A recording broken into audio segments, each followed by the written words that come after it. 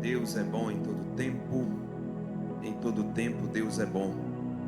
Que culto abençoado. A gente ouvir esses louvores mais antigos, a gente faz uma retrospectiva, uma viagem, né? E o Senhor ministrou muito aqui, através dos louvores aos nossos corações. Eu tenho certeza que Deus já falou bastante com a gente, mas nós vamos comer um pouco mais da palavra de Deus, amém? Eu louvo a Deus pela vida dos visitantes. O nosso querido irmão Zé Paulo, essa igreja te ama, meu filho, viu? Tá bem? Essa igreja te ama, viu? O casal que veio ali, a gente se encontrou na casa do pastor Marcelo, comeu carne junto, não foi? Foi uma bênção e eles estão aí. Muito bom ter vocês aqui conosco. Queridos, eu quero convidar para nós repetirmos a leitura que fora feita pelo cooperador Tiago. Essa leitura é uma leitura escatológica. E como eu disse aos irmãos, nós vamos trabalhar um pouco sobre a volta de Jesus, né? Essa noite nós vamos trabalhar um pouco sobre a volta de Jesus. A maior promessa para a igreja depois da salvação é o reencontro com Jesus nos ares. É o reencontro com Jesus em meio ao famoso arrebatamento. Então, abra novamente a sua Bíblia e, por favor, deixa ela aberta, porque nós vamos caminhar por alguns versículos em Mateus, né, no Evangelho de Mateus, no capítulo de número 24. Nós lemos, o nosso cooperador leu os versos de número 36, bem como também o verso 37 e o 38.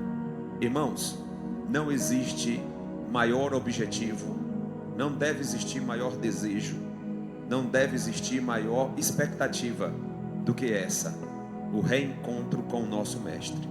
Isso deve arder em nossos corações, isso deve nos dar alimento em meio aos desertos da vida, às dores, aos dissabores. A diferença entre o crente e os ímpios é que o crente tem expectativas para além desta vida. O crente tem expectativas e promessas para além do momento em que está vivendo ou das dilemas dessa vida. Isso é a grande diferença nossa. Que o Espírito Santo acenda no seu coração nessa noite uma chama que ninguém consegue explicar, e essa chama é nutrida por esse tipo de promessa. Vamos ler juntos? Capítulo de número 24, famoso sermão profético, verso 36 ao 38. Mas a respeito daquele dia e hora, ninguém sabe, nem os anjos do céu, nem o Filho, senão o Pai. Pois assim como foi nos dias de Noé, também assim na vinda do Filho do Homem será. Porquanto, assim como nos dias de Noé, nos dias anteriores ao dilúvio, comiam e bebiam e casavam-se e davam-se em casamento, até o dia em que Noé entrou na arca. Verso de número 39. E não perceberam, senão quando veio o dilúvio e os levou a todos. Assim também será a vinda do Filho do Homem. Bom, a primeira coisa que nós temos que perceber dentro desse texto, já fazendo uma observação, é que esse texto do capítulo 24 de Mateus é uma coxa de retalhos. São vários assuntos específicos dentro de um grande sermão, de um grande discurso dado pelo Senhor. Primeiro, Jesus começa com os discípulos saindo do templo, e quando ele sai do templo, nos primeiros versos, os discípulos tentam impressioná-lo com a beleza do templo, um templo que foi reerguido em 37 antes de Cristo, motivado por uma expectativa política de Herodes o Grande, aquele Herodes que perseguiu Jesus e matou as crianças, 2.000 crianças aproximadamente, na pequena cidade de Belém. Esse Herodes, para ganhar fama entre os judeus, ele resolve fazer uma grande reforma no famoso templo de Salomão. É esse Herodes que cria as famosas paredes de mármore que reluziam ao brilho do sol. E o templo impressionou de tal forma que Herodes conseguiu seu êxito político, ainda que com a intenção errada. Só que esse mesmo templo é o que é dos dias de Jesus, é onde Jesus vai nos seus dias. Pouquíssimas vezes Jesus foi nesse templo, bem poucas vezes. Jesus foi mais na sinagoga do que no templo. A sinagoga era um ambiente pedagógico, didático, onde se estudava a palavra. E o templo era o lugar do sacrifício, das ofertas, da entrega, do sacrifício de expiação e por aí vai. Então Jesus foi poucas vezes ao templo. E uma dessas vezes foi aqui no capítulo 24 de Mateus. Eu acredito que Jesus tenha ido orar na hora nona, né? A mesma hora que Pedro e João foram, na hora sexta, a mesma hora que Pedro e João iam, lá no capítulo 3 do livro de Atos dos Apóstolos. E tendo orado ali, acredito eu, eles saem e os discípulos mostram para o Senhor a beleza do templo. E ao fazer isso, na expectativa de receber uma boa palavra da parte de Jesus, pelo contrário, Jesus olha para eles e diz: eu porém vos digo, não vedes tudo isso? Aqui não vai ficar pedra sobre pedra que não seja derribada. Esse tipo de resposta inesperada e de uma certa forma contrariando a expectativa de quem estava falando, os angustiou de tal forma que eles se encontraram com Jesus no monte. Depois que Jesus sai dali, ele vai para o Monte das Oliveiras, versículo de número 3. E os discípulos chegam para o Senhor e dizem: Senhor, é como se ele dissesse assim: nós estamos angustiados com essa palavra que o Senhor deu para nós. Nós somos todos cheios de ânimo, mostrar para o Senhor a beleza do templo, e o Senhor diz uma palavra dessa. Irmãos, deixa eu abrir aspas aqui. Nem sempre o que Jesus vai falar comigo e com você vai se adequar ao que nós queremos ouvir. Isso é uma grande verdade do Evangelho. Por isso que as mensagens coaches, que sempre tendem a ser positiva, têm seus problemas graves. Nós vemos um Jesus que, quando precisa confrontar, confronta.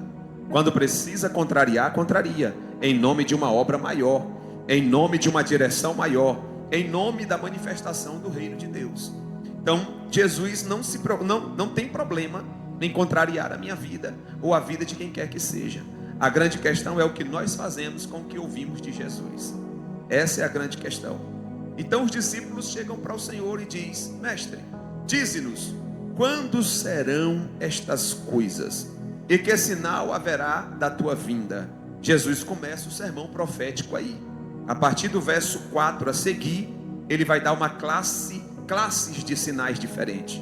Ele vai falar sobre falsos mestres, falsos cristos, homens que virão dizendo: eu sou o Cristo, homens que virão roubando a glória de Deus, líderes religiosos que arrebanharão multidões em estádios, falando apenas de grandeza, de resultado no reino, de passos para a vitória, e não o evangelho verdadeiro.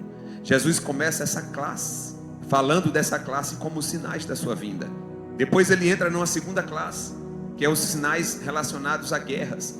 Ouvireis de guerras e rumores de guerras. Olhai, não vos assusteis, porque é necessário que tudo isso aconteça. E aí ele entra na terceira classe de sinais, porque haverá terremotos, pestes e fome em vários lugares. Filho contra pai, pai contra filho. E aí Jesus encerra a primeira etapa do discurso instrutivo do sermão profético. Dessa maneira, Jesus encerra a primeira etapa. Então nós aprendemos de antemão que o sermão profético de Jesus tem como objetivo nos alertar. De que forma, pastor? Nos alertar a percebermos o momento que estamos vivendo. A pior coisa na vida de um crente é ele pensar que o momento é mais uma fase, é só mais uma fase. Nós estamos em um momento crucial da história da humanidade na terra, irmãos. Quer ver uma leitura?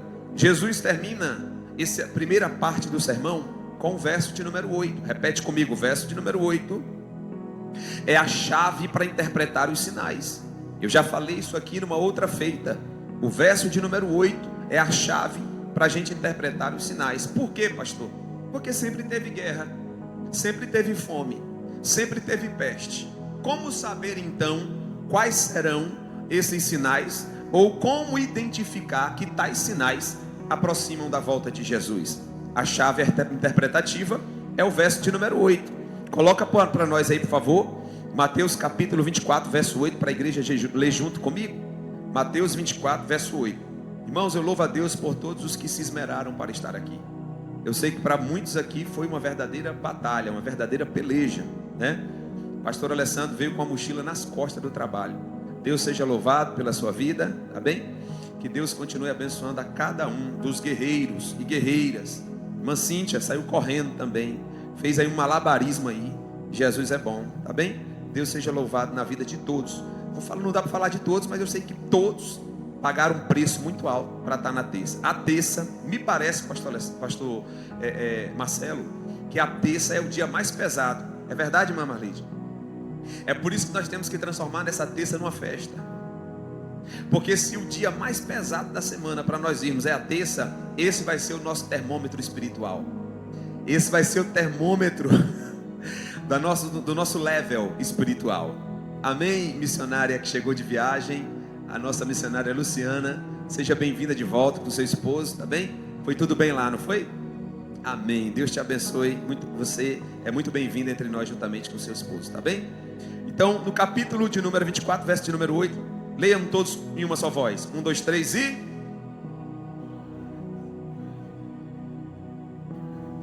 Jesus encerra a primeira classe de sinais com essa palavra: mas todas essas coisas são princípio das dores. A palavra, o termo princípio das dores, ou o termo dores, tem a ver com o processo de gravidez. É o processo onde a grávida vai tendo se desenrolar da sua gravidez, processo de uma parturiente. E aí nós aprendemos lá de cara com essa palavra de Jesus. O que ele está querendo dizer? Os sinais devem ser observados como um processo de gravidez. Começa com dores pequenas, bem espaçadas entre uma dor e outra, mas à medida que o momento de dar à luz vai chegando, as dores vão ficando mais agudas e menos espaçadas. Mais uma vez, eu observo os sinais pela ótica de um processo de gravidez, com dores pequenas no início, e quando vai chegando o momento de dar à luz, as dores se intensificam, sendo mais agudas e menos espaçadas entre uma dor e outra. Amém, irmãos? Então agora, nos olhando para os sinais, a gente tem uma luz, a gente tem uma possibilidade de perceber o tempo. Vamos juntos?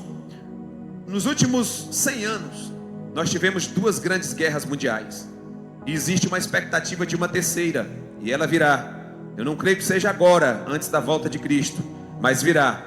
Jesus falou para a gente não se assustar concernente à terceira grande guerra mundial, mas ele diz: vocês devem ficar atentos aos rumores de guerra.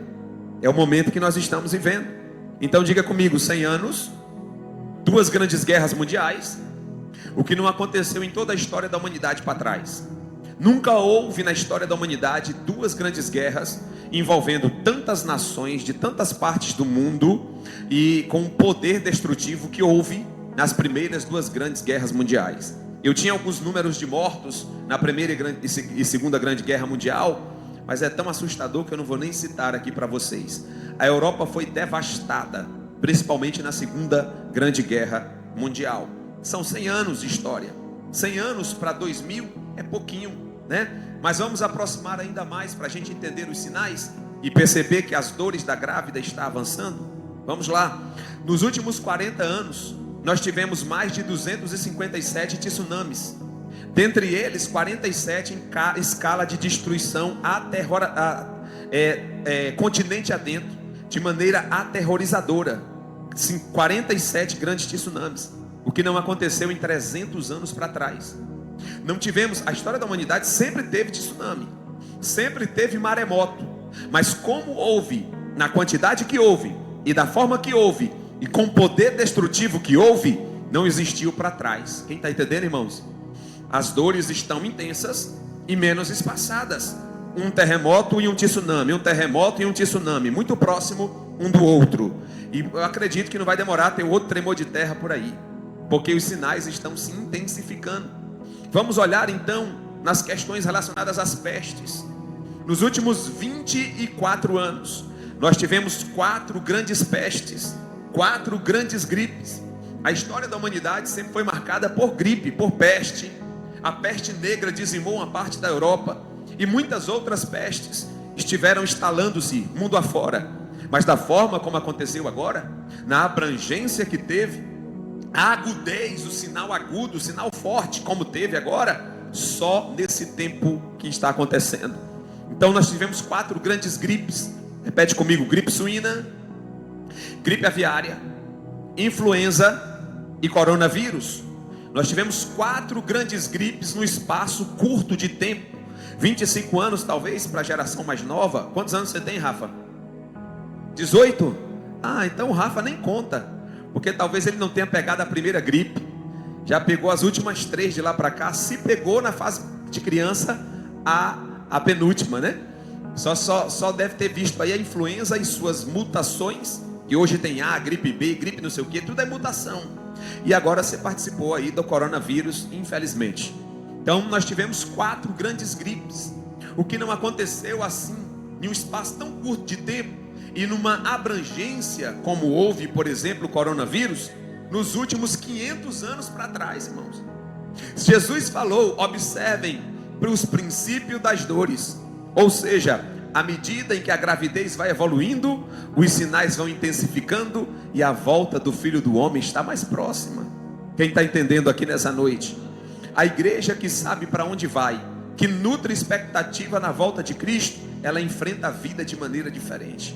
Ela reage aos problemas de maneira diferente. Ela percebe que nada daqui é tão importante ou tão poderoso a ponto de roubar a fé, de lhe matar ou de tirar a sua esperança. Por quê? A minha esperança está muito além de qualquer coisa dessa vida. Amém? Quem está entendendo, irmão? Se você puder nessa noite e puder me ajudar, olhe para o irmão do lado e diga para ele assim: alce a sua esperança, levante a sua esperança. Você é o alvo da promessa do Senhor.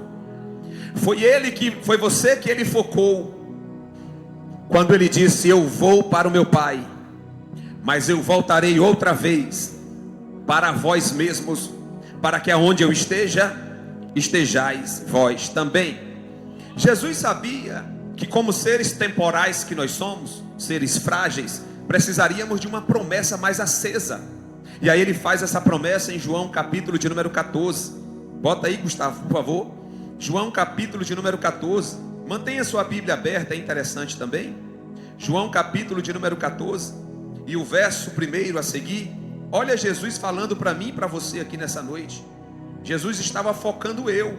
Jesus estava focando você. Por quê, pastor? Porque ele sabia que em algum momento a gente ia balançar. Ele sabia que em algum momento a dor, a angústia, a perseguição, a desilusão iria nos afetar. E é por isso que ele deixou registrado: eu vou deixar um mapa para que eles não se percam, não percam a esperança, não percam o alvo, não percam a certeza. Olha aí o que Jesus diz: não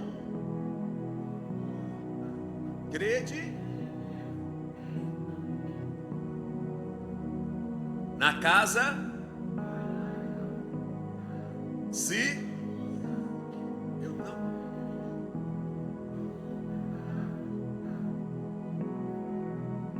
Esse se é de tempo, viu? É temporal. Se não é de condição, condicional, é de tempo. Pode ser substituído pelo quando. Vamos substituir. E quando.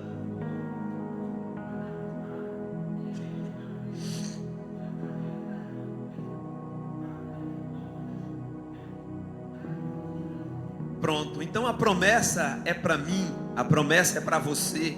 Jesus está dizendo: eu vou garantir o caminho. Eu já morri na cruz para perdoar o pecado. Agora eu vou subir para entrar no sacerdócio eterno, diante dos santos, dos santíssimos, selar a redenção e preparar a morada de vocês. Mas a Bíblia diz que a cidade santa, as moradas celestes estão preparadas antes da fundação do mundo. Então o que Jesus foi preparar? Jesus foi abrir o caminho para eu e você. Oh glória! Porque ele é, na verdade, o unigênito, o primogênito de Deus. Ele é o filho unigênito. Quem está entendendo? O único filho. Mas quando ele sobe, ele é o primeiro dos ressurretos. Por quê? Porque ele vai trazer uma multidão com ele após ele. E aí eu vejo o salmista Davi. Eu vou voltar para o texto, nós vamos terminar em Noé. Eu vejo o salmista Davi inspirado pelo Espírito Santo, dizendo: levantai, ó portas, as vossas cabeças. É uma figura de linguagem, uma linguagem romântica, para enriquecer o texto. Levantai-vos, ó portais eternos. Um anjo grande canta de fora e um anjo poderoso canta de dentro. Quem é esse que vem aí? O anjo de fora diz: para que entre o Rei da Glória. Ele é o Rei da Glória. O anjo de dentro diz: quem é o Rei da Glória? O Senhor, poderoso na batalha. Ele é o Rei da Glória. Jesus inaugurou a entrada nos portões celestiais. Como assim, pastor? Porque ele entrou com o corpo, o primeiro corpo glorificado a subir. O primeiro corpo glorificado a subir. Qual é a imagem disso? Para que isso? Qual o resultado disso? É que Jesus está inaugurando uma nova fase no céu. Até então no céu só existiam espíritos ministradores, anjos que até se materializam, mas em essência são espírito. Um Deus que até se materializa, mas em essência é espírito. Quando Jesus sobe em corpo, ele está dizendo: eu estou inaugurando uma nova fase. Por quê? Porque vai vir uma multidão após mim. Que em 1 Coríntios o apóstolo Paulo disse: nós que estivermos vivos seremos transformados num abrir e piscar de olhos. Aleluia. E ele continua no verso de número 2 dizendo: porque convém que o que é mortal se revista da imortalidade, convém que o que é perecível se revista da incorruptibilidade, e assim cumprirá uma grande promessa de Deus, aonde vai se cantar: onde está, ó morte, a tua vitória? Onde está o inferno, a tua vitória?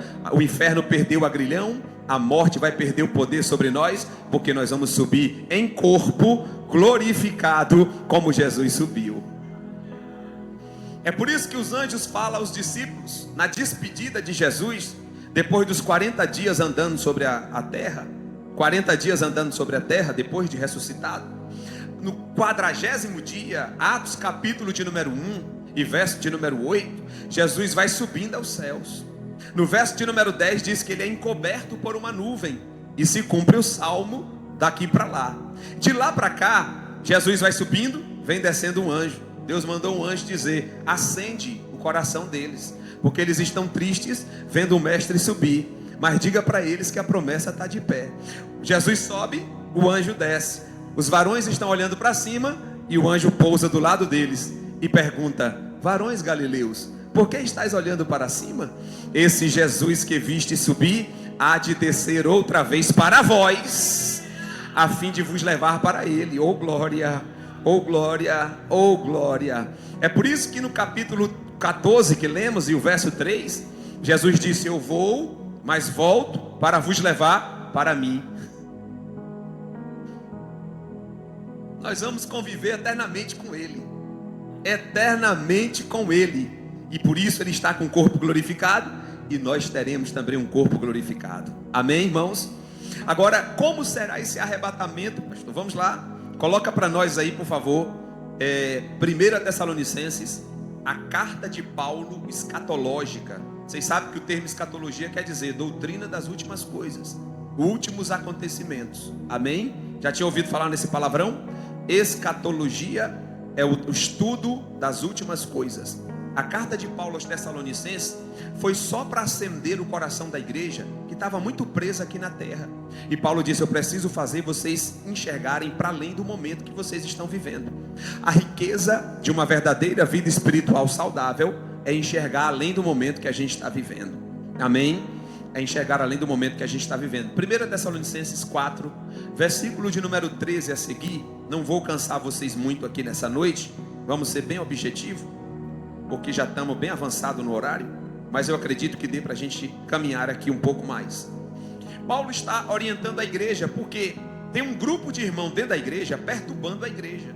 A igreja do primeiro século já tinha herege dentro da igreja, já tinha umas pessoas que estavam ali enviadas do diabo, e tinha um grupo ensinando que depois da morte acabou, morreu, acabou.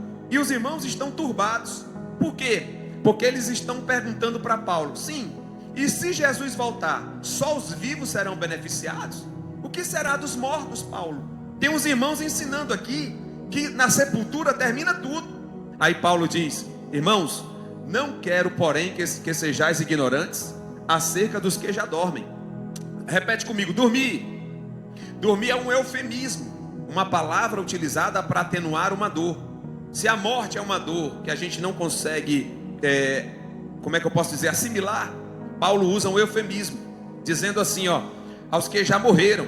Aí ele troca o termo por dorme, para que não vos entristeçais, como os demais, que não têm esperança. Aí ele continua, está falando dos mortos. Próximo verso: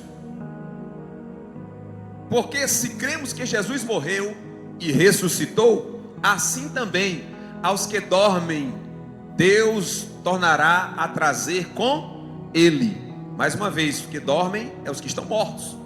Aí ele afirma: eu vos afirmo isso, eu digo-vos isso pela palavra do Senhor, que nós, os que ficarmos vivos na vinda do Senhor, não precederemos os que dormem. Qual era a dúvida? Os mortos não vão ser beneficiados pela volta de Jesus? Estão ensinando.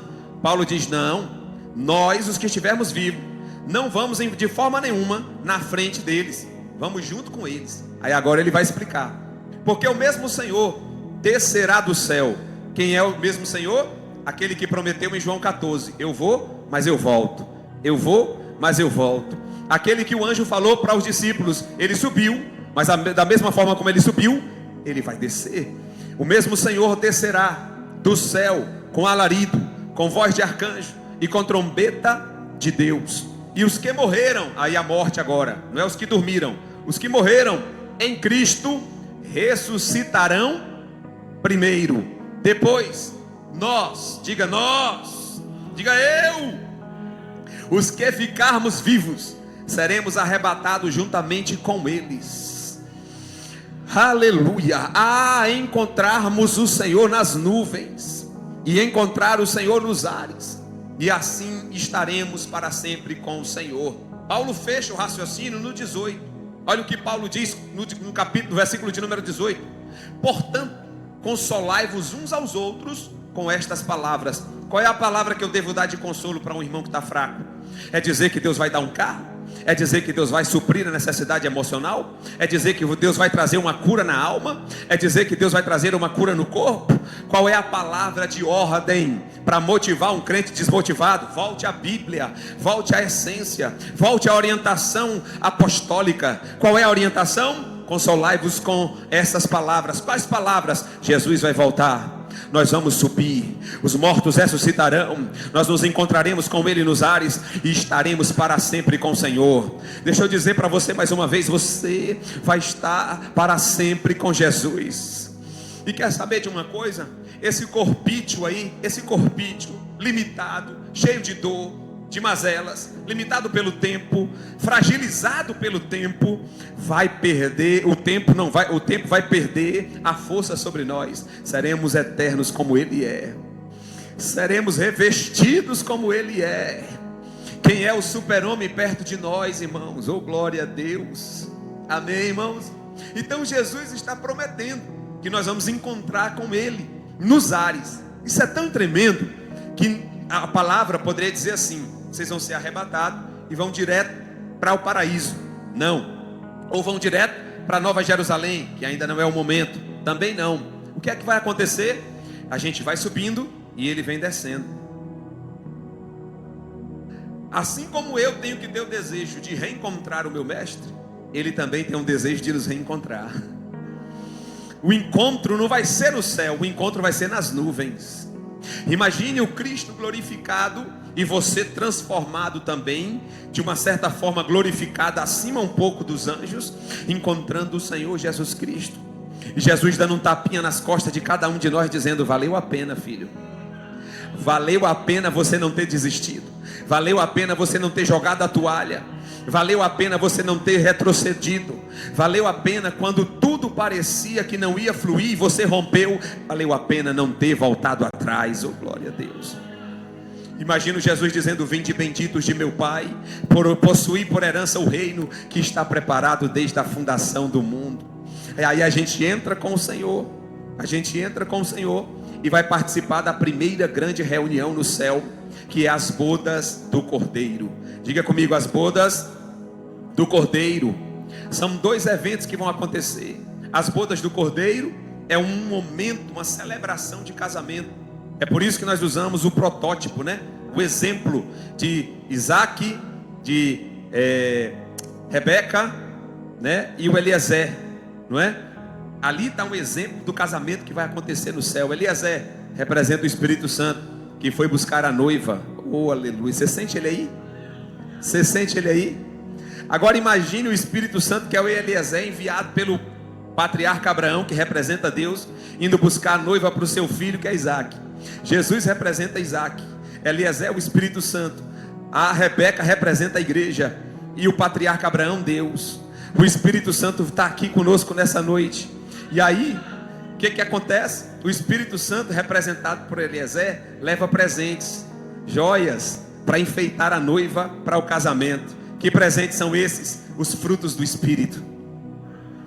O fruto do Espírito no singular. Que presentes são esses? Os dons espirituais.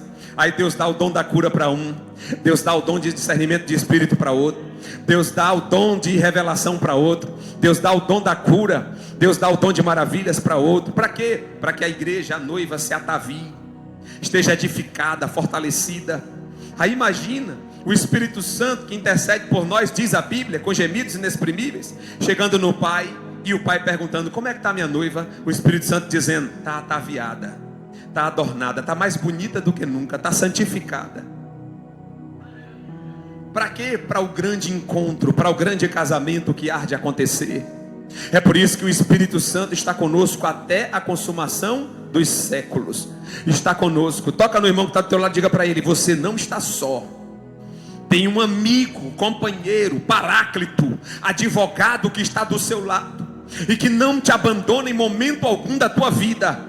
Pode você estar no deserto, pode você estar no vale, pode você estar num ambiente de incompreensão. Você tem um que te conhece, que te entende, que conhece a tua fraqueza e que está do teu lado para te levantar e te preparar para um momento glorioso do casamento com o noivo. Em Apocalipse, encerrando a revelação, João disse, Apocalipse capítulo de número 20, versículo de número 12, João disse a palavra do Senhor. Jesus olhou para João e disse: diga para a igreja: eis que cedo venho, o meu galardão está na minha mão direita para dar a cada um segundo as suas obras. E termina dizendo: o Espírito e a noiva dizem vem. O Espírito e a noiva dizem vem. Ora vem, Senhor Jesus. O nome do grupo aqui da igreja Adéfio de Velas das mulheres, Maranata. É uma frase em hebraico que quer dizer: ora vem, Senhor Jesus. Aleluia. Assim encerra a revelação do Apocalipse. E eu estou empolgado aqui nessa noite, porque eu sei que Jesus está voltando, irmãos. O Jesus que você serve está voltando. Para quê, pastor? Para te buscar, para me buscar. Aleluia. Então Jesus está preparando esse momento. Quando nós subirmos, vamos para o banquete com Ele e o casamento será selado. Depois nós vamos participar do tribunal de Cristo. Tribunal de Cristo. O que acontece nesse tribunal? Os irmãos não cantaram aqui hoje? Já vai estar separado lá em cima uma pedra preciosa para quem cantou. Mas só para quem cantou, pastor? E eu que sou desafinado? Não tem problema. Se você fez um painel lá fora, está preparado uma pedra preciosa para você.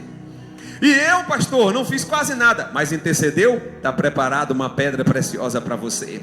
É por isso que eu tenho insistido com a igreja Adéfio de Velas: pare de viver só para você mesmo. Pare de viver só em torno de você mesmo. Faça algo por alguém. Engaje-se em nome de abençoar alguém, orar por alguém. Pare de viver mais do que para você mesmo. Ouse viver de maneira que impacte alguém. Aleluia. Por quê, pastor? Porque tem uma coroa te esperando no céu. Eu não gosto dessa história franciscana de que eu só quero chegar lá. Deus não constituiu uma igreja apenas para nós sermos arrebatados. Se é que eu posso dizer apenas, já é uma coisa maravilhosa. Deus constituiu a igreja para ser representante dele na terra. Vou dizer de novo: você está aqui representando o céu nessa terra. Hoje eu fui em frente à embaixada dos Estados Unidos, ali naquela avenida bonita que tem ali, uma grandona principal aqui em Lisboa, esqueci o nome. É um nome, dois nomes. Não, Marquês de Pombal. Aí eu cheguei ali, tá lá uma bandeirona, tá lá os guardas na frente, lá dentro tá o chanceler. Quando ele sai, Todo dia tem que hastear a bandeira, levantar a bandeira, tem que fazer todo um processo. E ele representa o reino dos Estados Unidos aqui em Portugal. Eu e você representamos o reino dos céus aqui na terra. Eu e você somos os responsáveis por tudo que acontece na expansão do reino aqui na terra. É por isso que você não pode viver só para você. Sabe por que tem gente cansada na fé? Cansado no mundo espiritual, na vida espiritual? Está vivendo só para si. Está buscando algum tipo de benefício só para si. Tudo gira em torno de si mesmo. De alguma forma faz algo para Deus e trabalha para Deus e não com Deus. E aí o que acontece? Deus não corresponde a ativismo religioso. Deus não corresponde a ativismo religioso. Deus corresponde a quem trabalha com Ele. É aquela pessoa que diz: eu não posso, Senhor, mas o Senhor pode. Mas se o Senhor comigo fizer, vai acontecer. Amém, irmãos? Então viva mais do que para você mesmo. Eu vou repetir isso aqui: viva mais do que para você mesmo. Viva mais do que para suas prioridades, prerrogativas. Viva mais do que para isso, irmão. Isso é muito pouco, irmão. É muito pouco viver só por um objetivo particular. É muito pouco viver só para alcançar algo aqui na terra. Viva de maneira que através da sua vida, ou que você faça jus ao vaso que você é, e através da sua vida alguém seja impactado, abençoado, direcionado, transformado. Quem está entendendo isso aqui, meus irmãos? Aí Jesus, naquele grande dia, lá no capítulo de número 10, capítulo de número 2, 2 Coríntios capítulo de número 5, verso 10. Coloca aí, 2 Coríntios capítulo de número 5, verso de número 10. Já estou terminando, viu? Tenha calma. 2 Coríntios capítulo 5, verso 10. Isso aqui é para nós. Porque todos deveremos comparecer ante ao tribunal de Cristo, para que cada um receba segundo o que tiver feito por meio do corpo, bem ou mal. Atenção, mal aqui não é mal com U. Lembra daquela atividade nossa que nós fizemos aqui do curso teológico? A diferença do mal com U, o pastor Gilson bem lembra, né? Deu um trabalho aquilo. Mal com U e o mal com L. Diga comigo: mal com L é estado. Então, se você tiver com febre, você pode dizer: eu estou mal, eu não estou bem. Bem, tá bem? Agora, mal com U é mal de maldade. E o contrário do mal com U é bom. De novo, o contrário do mal com U é bom. O contrário do mal com L é bem. Então eu não estou bem de saúde. Por quê? Porque você está gripado. Então você está mal com L. Mas se você é uma pessoa pecadora, você é mal com U. Quem está entendendo? Então quando Paulo está dizendo assim, que nós vamos comparecer ante o tribunal de Cristo, para que nós possamos receber o que foi feito através do corpo, ou seja, aqui e agora, o bem ou o mal, ele está dizendo: Deus vai cobrar o que nós fizemos aqui na terra, com a nossa vida, com o nosso tempo e com o nosso dom. Deus vai pedir conta a cada um de nós. Não há um aqui que esteja nesse culto, ou que veja a live depois, que possa escapar dessa cobrança. Deus vai pedir Jesus no tribunal de Cristo, que é para salvo, viu? É para salvo. Atenção, essa pessoa que diz que só quer chegar lá, cuidado, vira a chave. Ele criou a igreja para a gente funcionar, e Ele vai cobrar o tempo que a gente passou aqui. Quem está entendendo? Então no tribunal de Cristo, qual é o objetivo? Galardoar, dar presente, dar coroa, reconhecimento do céu. Para quem? Para quem atuou aqui embaixo. Amém, irmãos? Coloca aí 1 Coríntios capítulo 3, já estou terminando. 1 Coríntios capítulo de número 3, rapidamente, versículo de número 11 a seguir. 1 Coríntios capítulo de número 3, versículo de número 11 a seguir. Olha o que diz aí: ninguém pode pôr de colocar outro fundamento além do que já está posto, o qual é Cristo Jesus. Qual é o nosso fundamento? Cristo Jesus. Paulo continua, ele está falando do alicerce da casa. Se alguém sobre este fundamento, que é Cristo Jesus, formar um edifício, atenção, todos nós que estamos em Cristo temos o desafio de construir alguma coisa. Isso aqui não é para pastor, para líder, para cantor, não, é para todo mundo. Todos nós, chamados por Cristo, temos por desafio construir alguma coisa. Paulo chama de edifício. E aí ele diz: existem duas classes de matéria-prima para construir. Primeira classe: ouro, prata, pedras preciosas, madeira, feno e palha. Primeira classe: ouro, prata, pedras preciosas. Segunda classe: palha, feno e madeira, ou madeira, feno e palha. São duas classes de materiais que são usados para construir o edifício.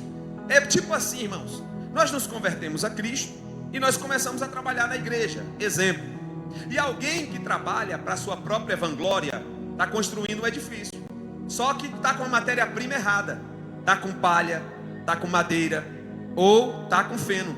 Todos esses elementos queimam facilmente. Tá bem? Aí o outro que está construindo com ouro, pedras preciosas e prata. Todos esses outros elementos, quanto mais fogo dá, mais brilha. Quanto mais passa pelo fogo, mais brilha. Olha o critério que Jesus vai usar para julgar. Próximo verso. A obra de cada um se manifestará diante do tribunal de Cristo. Jesus assentado, todos nós na frente dele, e ele vai dizer: eu quero que a obra manifeste. Apresente sua obra. O dia a declarará, porque pelo fogo será descoberta, e o fogo provará qual seja a obra de cada um. Então todas as obras que nós construímos aqui será passada pelo fogo do teste de Cristo. Esse fogo vai definir quem é ouro, prata ou pedras preciosas e quem é madeira, feno e palha. Portanto, um alerta para nós aqui nessa noite: faça de coração, faça o melhor de você mesmo nas condições em que você está, enquanto não existem condições melhores para fazer melhor ainda. Mas tudo que você fizer, faça o seu melhor, faça para Deus. Não espere glória de ninguém, não espere reconhecimento. Faça com alegria, faça com entusiasmo, faça com espírito voluntário, e quando for provada a sua obra, vai brilhar ainda mais. Amém, irmãos? Então esse encontro glorioso vai acontecer. Vamos ser arrebatados nas nuvens, vamos para o tribunal de Cristo. Vai ser um momento de alegria tremenda, um momento de regozijo. Vamos para as bodas do Cordeiro. Aqui embaixo o mundo está em tribulação. Só que Jesus, ele quer que eu entenda que esse novo de Deus que nos espera deve nos trazer novidade de vida aqui. Eu vou repetir de novo para quem não entendeu. O novo de Deus, no qual o texto nos informa, deve impactar a nossa vida de tal forma que a gente viva de novidade de vida aqui. O novo de lá, qual é o novo, pastor? O tribunal de Cristo que me aguarda com as obras e a coroa, as bodas do Cordeiro, o corpo glorificado. Esse novo de Deus tem que impactar em novidade de vida aqui. Tem que ter novidade aqui também. Quem está entendendo, irmãos? É por isso que eu peguei como base: assim como nos dias de Noé, assim será a vinda do Filho do Homem. Coloca de novo Mateus 24, por favor, a gente voltar a esse texto. Assim como foi nos dias de Noé, já vou terminar agora, assim também será nos dias da vinda do Filho do Homem. Aleluia, aleluia. Acharam aí? Achou? Já acharam, né? O que aconteceu? Casavam-se. Vamos começar daqui, porque eu preciso resolver isso aqui rapidinho antes de terminar o culto, tá? Porém, aquele dia e hora ninguém, nem os anjos, nem o Filho, mas unicamente o... Jesus disse isso enquanto estava na condição de homem. Porque Jesus, quando desceu à terra e assumiu a forma de homem, ele abriu mão da sua glória. A glória é o poder máximo de Deus. Abriu mão da sua glória, vivendo como homem. Então Jesus teve as limitações de homem de verdade. Jesus teve fome, Jesus teve sede. Jesus realmente viveu como um homem. Na condição de homem ele não sabia, mas depois de ressuscitado, o que ele diz? É-me dado todo o poder nos céus e na... Então agora, ressuscitado, Jesus sabe de tudo como o Pai sabe. Atenção, cuidado, tá bem? Alguém já perguntou: pastor, e hoje Jesus sabe do dia da vinda? É óbvio que sabe. Está na mesma condição da Trindade, do Pai. São um em essência e três em pessoas. São iguais. Todos são onipotente, onipresente, onisciente. Hoje ele sabe. Amém, irmãos? Aí ele continua dizendo: e como foi nos dias de... assim também será na vinda do Filho do Homem. Segue, já vou terminar. Porquanto assim como nos dias anteriores ao dilúvio, o que acontecia? Comiam, bebiam, casavam-se e davam-se em casamento, até o dia em que Noé entrou na... E o que mais? Próximo. E não, de novo, e não perceberam. Meu Deus, aviva a tua igreja para que nós percebamos, Pai, para que estejamos apercebidos do tempo da tua volta, Senhor. Até que veio e levou assim também será na vinda do Filho do Homem. Preste bem atenção aqui. Quem esteve sobre as águas foi a arca. Quem foi tirado da terra e suspenso foi a arca. Quem estava dentro da arca representa os arrebatados. Quem ficou embaixo na terra e foi inundado pelo dilúvio e afogado representa o mundo que vai ficar na vinda de Jesus. Quem está entendendo isso aqui? Mas não é esse o ponto. O ponto do alerta de Jesus era a vida natural que eles viviam. O ponto de alerta da vida nessa pregação de Jesus, o enfoque nesse texto era a maneira como os habitantes daquela época, dos dias de Noé, viviam. Casavam-se, davam-se em casamento, comiam e bebiam. O que isso quer dizer?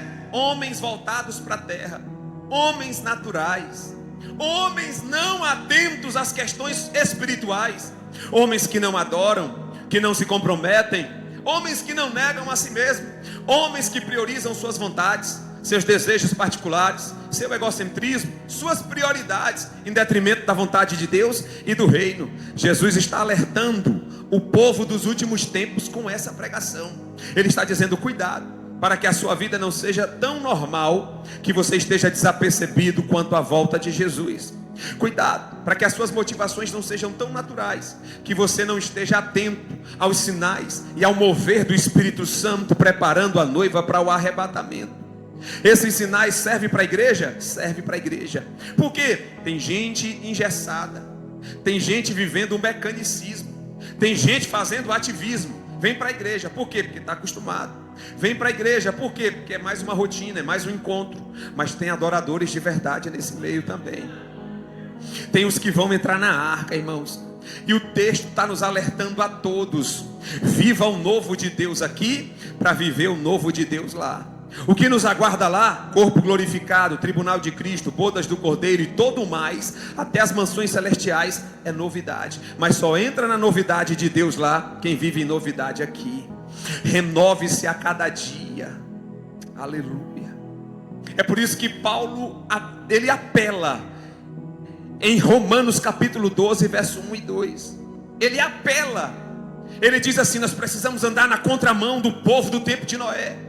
Enquanto o povo do tempo de Noé estava adormecido, vivendo para suas próprias vontades e deleites, nós não. Coloca aí Romanos 12, verso 1. Nós estamos em uma outra tônica, em uma outra direção. Olha o que Paulo vai dizer aqui. Vamos ler todo mundo junto. Paulo está fazendo o quê? Rogando. Diga: rogando. Rogar é clamar, rogar é pedir com avidez, rogar é gritar. Ele está gritando: irmãos, pela compaixão de Deus, que apresenteis os vossos corpos como sacrifício vivo, santo e agradável, que é o vosso culto racional. Apresentar. Ele está usando uma figura do Antigo Testamento. Ele está dizendo: assim como o animal se entregava no altar para morrer e atrair a presença, assim deve ser o meu culto. Culto não é lugar de receber. Você vê como é que a gente está tão complicado nos últimos dias? Que a gente vem para culto negociar com Deus, a gente vem para culto receber vitória, a gente vem para culto para ser abençoado. Culto é sacrifício, culto é entrega. E por isso que Paulo está bradando: atenção, gente, para a gente não ser pego de surpresa, para a gente não ficar num ativismo cego. Vamos fazer da forma certa, vamos nos apresentar em sacrifício. Eu não vim aqui para ser agradado, eu vim aqui para adorar a Deus. Eu não vim aqui para ser reconhecido, eu vim aqui para me sacrificar. Eu não vim aqui para receber tapinha nas costas, eu vim aqui para entregar o meu sacrifício a Deus. E se Deus responder, Ele é Deus, e se não responder, também é Deus. Cabe a mim apenas cultuar. Aí no verso 2 Paulo diz: eu não posso parar por aqui, eu tenho que ampliar. Eu tenho que ampliar a coisa. Verso de número 2 ele diz: e não vos conformeis com este mundo, mais uma vez com este mundo, mas para que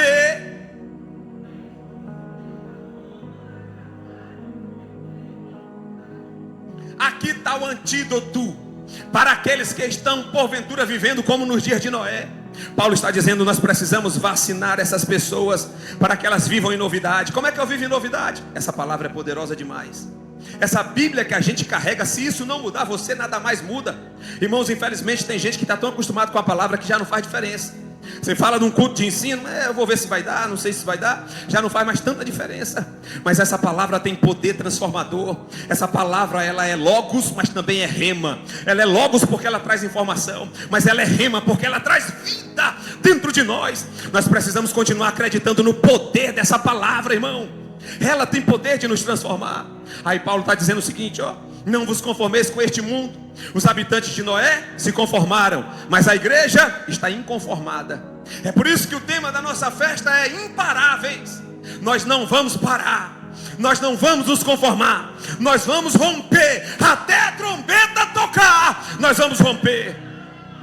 Vamos romper como, pastor? Negando a nós mesmos. Romper como, pastor? Abençoando alguém. Romper como, pastor? Sendo embaixador do reino de Deus na terra. E as demais coisas vos serão acrescentadas. E onde é que acontece a transformação? Metamorfose é no corpo. Diga comigo, metamorfose é no corpo. Metanoia é na mente. São duas palavras diferentes. Metamorfose é o que a lagartinha faz, virando a borboleta e voando lindamente pelo ar. É a transformação no corpo. Metanoia é a transformação na mente. Primeiro Deus transforma você na mente, para depois Deus transformar no corpo.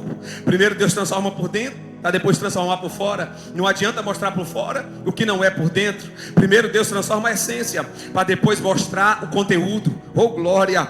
Transformai-vos pela renovação do vosso entendimento. Eu não posso ficar na mesma tônica, na mesma tecla. Eu preciso evoluir. Paulo está dizendo: novidade de vida aqui é igual a novidade de vida lá. Quem evolui aqui está apto para subir no soar da trombeta para lá. Evolua. Sai do casulo, sai da rotina. Você que está na live, porque aqui nós somos renovados. Ouse crer no poder de Deus, que pode te saciar, te dar paz e te levar para o céu no final de tudo. Jesus diz: quem crer em mim e crer nas minhas palavras tem a vida eterna, e aqui nessa terra 100 vezes mais. O que é o 100 vezes mais aqui? Paz no coração, virtudes do céu. Se nós pudéssemos ver a nave da igreja nessa noite com os olhos espirituais, nós iríamos ver moveres sobrenaturais aqui. Nós iríamos ver as virtudes de Deus subindo e descendo sobre nós aqui. Nós iríamos ver o Espírito Santo se movendo dentro e fora de crente aqui nessa noite, com um único intuito. Qual o intuito? Renovar a mente, renovar o coração, levar-nos compungidos ao altar para nos entregar. Meu Deus, aleluia. Deus está aqui nessa noite. Vamos nos colocar de pé, meus irmãos. Eu tenho que romper. Eu tenho que romper. Romper com o que, pastor? Com a normalidade. O que Paulo está dizendo é o seguinte aqui: quando você se transforma, você sai da normalidade. Quando você se transforma, você sai da...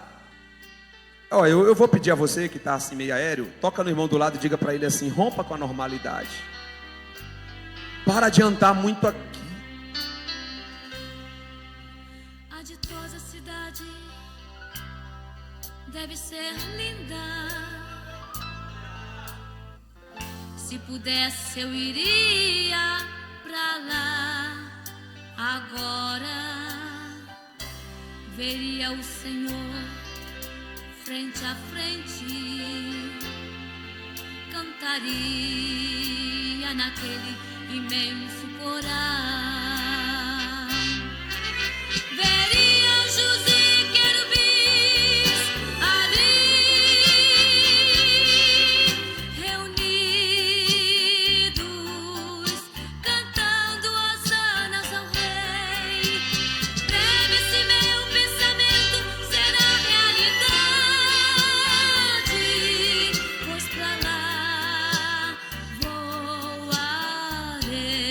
Em Apocalipse tem uma pergunta: quem são esses de vestes brancas todos os discípulos que estão debaixo do altar? A resposta do anjo a João é: esses são os santos.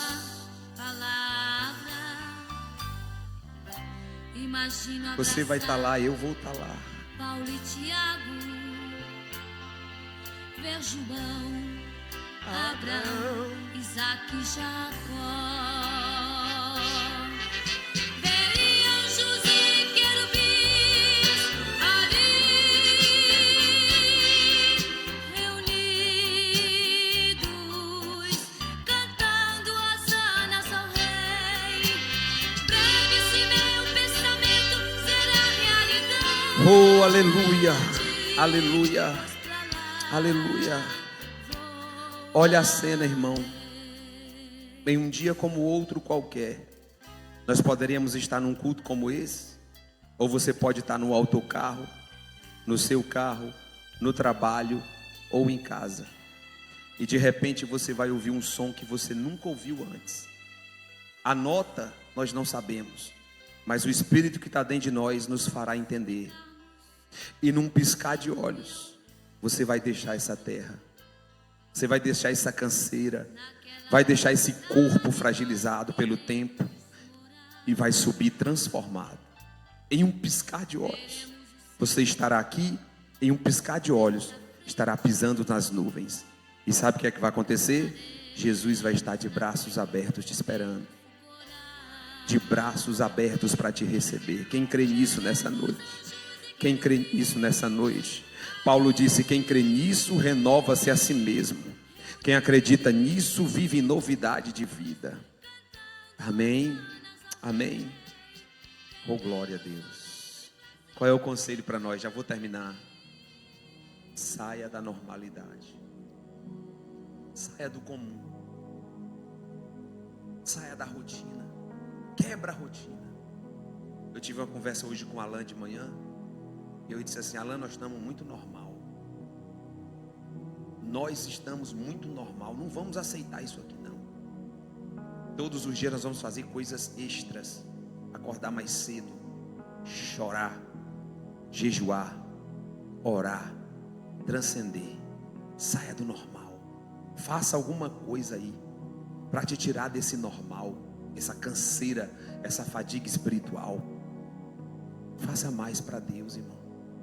A Bíblia diz: achegai-vos a mim, e eu, o céu corresponde às nossas atitudes. Amém? Que o grande amor de Deus, a graça do nosso Senhor e Salvador Jesus Cristo, as doces e divinas consolações do Espírito Santo, seja com toda esta igreja, não só hoje, mas para todo sempre. E você volte para casa cheio de certezas, convicções, alegria na alma, paz interior e com a mente renovada na presença do Senhor. E todos cantemos em uma só voz.